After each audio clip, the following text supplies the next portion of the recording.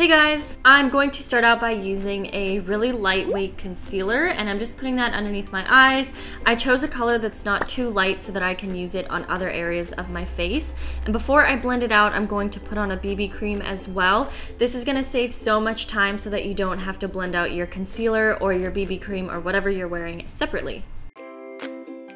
And then for powder, I used the two colors on the left side of this bronzer duo. It is obviously a bronzer, but I like to use the two colors on the left for a powder.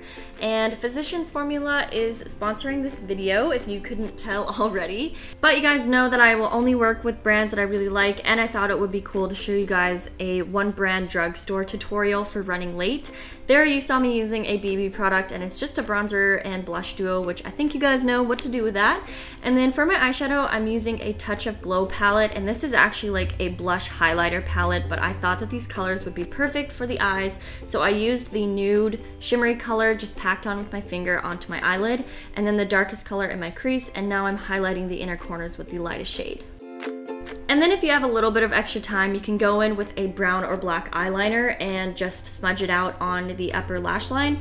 Pretty much only doing like the outer half is just something that's really subtle and quick, but it adds a lot of definition to your lashes.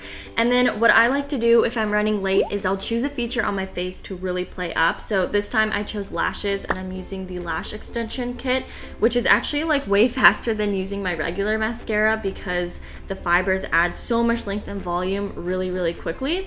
And then if you also want to play up like your lips or your cheeks or something, that could be the feature that you play up. It makes it look like you spent way more time getting ready in the morning, but it only took like 5 minutes. And since I spent most time on my eyelashes, I just finished off my whole makeup with a little bit of lip balm.